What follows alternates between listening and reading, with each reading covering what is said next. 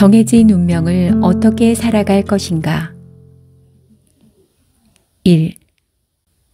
타고난 본질과 도구를 찾아라. 우주의 시간으로 보면 인간의 삶은 찰나의 순간에 불과한데 우리에게는 이 삶이 영원보다 길게 느껴진다. 법문이 높은 스님들은 무소유의 가치를 널리 설파해도 대중인 인간은 자기 생에 하나라도 더 소유하기 위해 더 좋은 것이 없는지 눈에 불을 켜고 찾는다. 운명을 알면 눈에 불을 켜고 찾는 것을 다 가질 수 있을까? 그렇지 않다.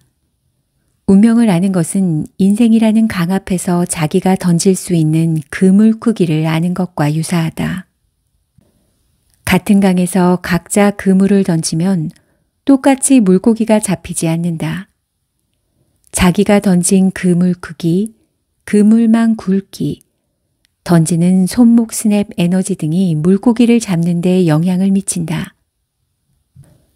어떤 사람은 큰 그물로 넓게 던져 더 많은 물고기를 그물에 가둘 수 있고 어떤 사람은 작고 촘촘한 그물을 던져 물고기와 수초와 자갈이 함께 그물에 섞여들 수도 있다. 그물을 끌어올리는 힘이 부족해서 잡은 물고기를 놓치는가 하면 손목 힘이 좋아서 여러 번 던지고 여러 번 건져 올리는 사람도 있다. 나는 어부인가 구경꾼인가?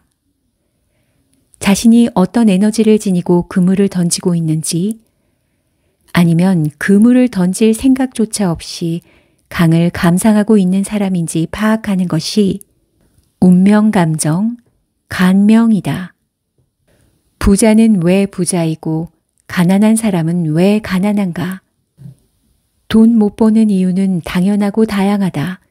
현재 상황이 파악이 안 되고 게으르고 계획이 없고 보는 눈이 없고 멋대로 생각하고 행동한다.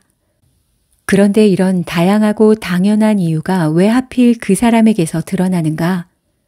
운명 예측의 목적이 해답을 구하는 데 있다 하더라도 인간으로서는 자세히 알 수 없고 대략 범위만 알 수 있다.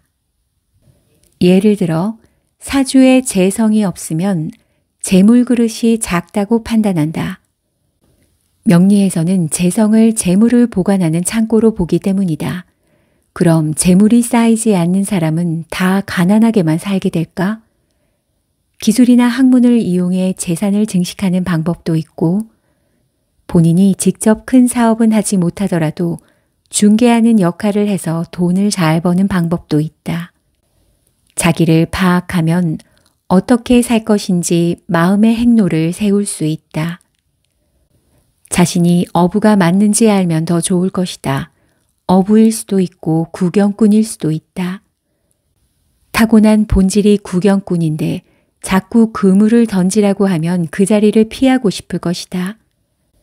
강물이 흘러가는 것을 감상이나 하고 누가 건져 올린 물고기를 한 점 나눠주면 그것을 기쁘게 먹고 싶을 뿐인데 자꾸 그물을 던지라고 하면 그 자체로 고통이 된다.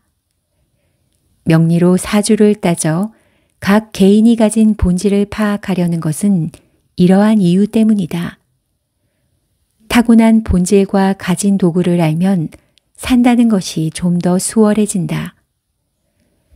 내가 생각하는 나의 문제를 내가 해결점을 찾으려 하고 느낄 때는 괜찮은데 남이 나의 문제를 지적하면 받아들이기가 쉽지 않다.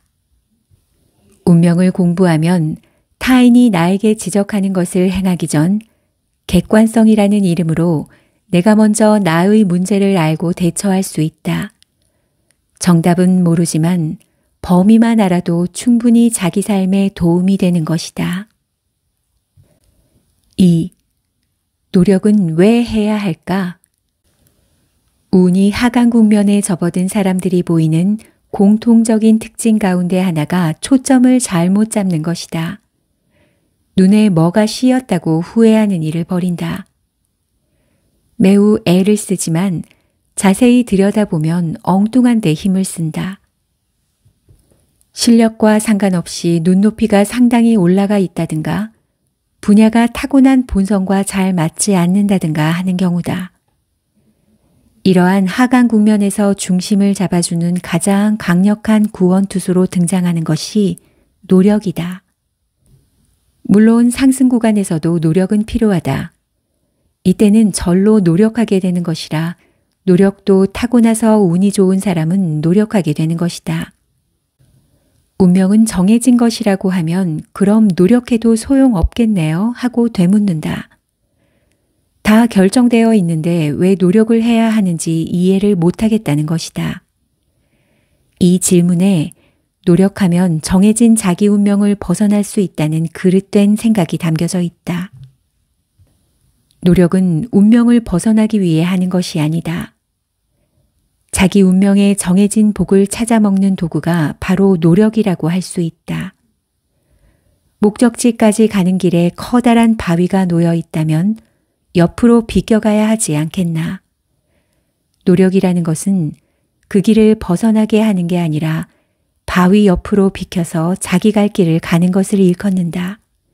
아니면 바위를 치우고 가든가. 우리가 알아야 할 것은 그 노력조차 인간의 뜻대로 되지 않는다는 점이다. 게으른 사람이 있고 부지런한 사람이 있듯이 엄청 노력을 하는 사람이 있는 반면 힘 안 들이고 살 궁리만 하는 사람도 있다. 로또를 맞는 사람은 로또를 사는 노력, 그게 자기 노력인지도 모르고 하기 때문에 로또에 맞는 것이다. 사지도 않는데 로또 맞기를 바라는 건 앞뒤가 맞지 않다. 순리에 맞게끔 행동하는 것, 이것이 다름 아닌 노력이다. 노력은 많은 결실을 맺게 해준다. 태어나 숨 쉬는 순간부터 인간의 행동에는 노력이 곳곳에서 작동하고 빛을 발한다. 다만 노력을 해도 안 되는 순간에 부딪힐 때가 있다. 이 순간이 바로 정해진 운명의 순간이다. 선천으로 타고난다. 노력하면 된다고 말하면서도 말처럼 안 되는 것은 노력하는 그 의지조차 선천성으로 타고나기 때문이다. 정해진 운명 속에 노력의 양 또한 내정되어 있다. 게으른 자에게는 논서마지기도 무용지물이다. 매일 놀궁리만 하는 아들에게 100억 매출의 사업체를 물려줘도 금세 말아먹는다. 노력은 없는 것을 가져다 주지 못하더라도 현상 유지는 하게 해준다.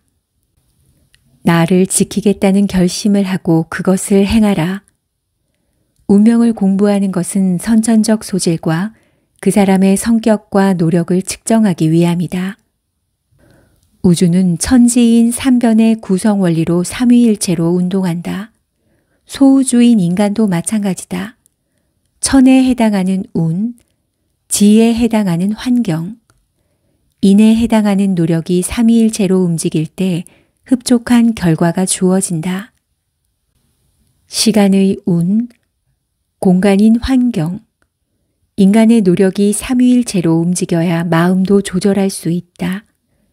노력 자체가 성공으로 귀결되지는 않지만 노력했던 것이 기회를 맞으면 성공하게 된다.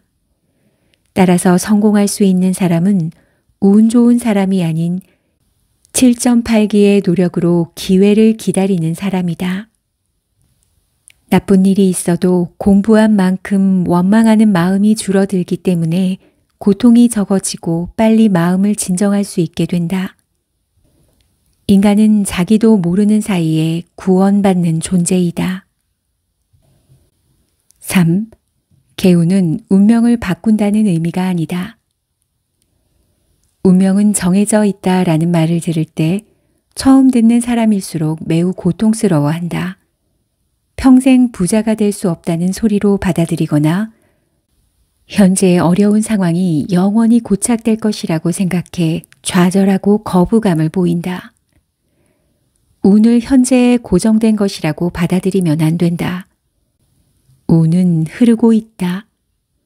운이 고정된 것이라면 운명도 고정된 것이고 운명에 포함된 수명이나 기륭화복도 다 고정된 것이라야 한다.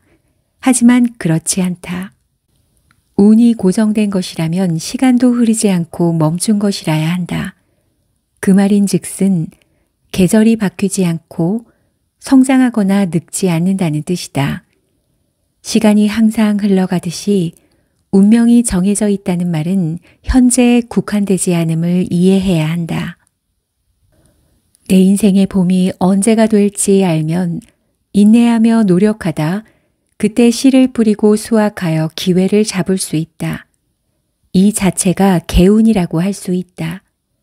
개운의 한자를 보면 운이 열린다는 것이지 운명이 바뀐다는 뜻은 아니다. 운은 흐르되 정해진 대로 흐른다. 다만 어디에 어떻게 정해져 있을지 모를 뿐이다. 그럼에도 정해져 있다는 한마디에 몰두해서 다른 말은 귀담아 듣지도 않는다. 개운은 나만의 소중한 시간을 찾는 것이다.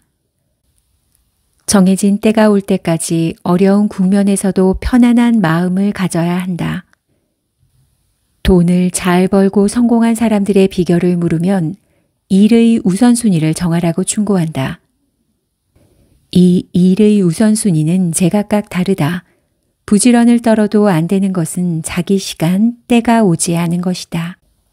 나쁜 일들은 연달아 일어난다. 어려운 일들이 쓰나미처럼 밀려오면 피하고 싶은 심정이 된다. 그래서 개운을 외치며 좋게 바꿀 방법을 찾는다. 피한다고 피해지는 게 아니니 좋은 때를 알고 그때가 오기를 기다려야 한다. 아니면 좋은 때가 오고 있다고 믿으며 힘든 시기일수록 더욱 욕망을 절제하며 대비하는 자세로 견뎌내는 것이다. 내리막을 계속 내려가다 보면 평지에 다다르고 또다시 오르막을 오르게 될 것이다.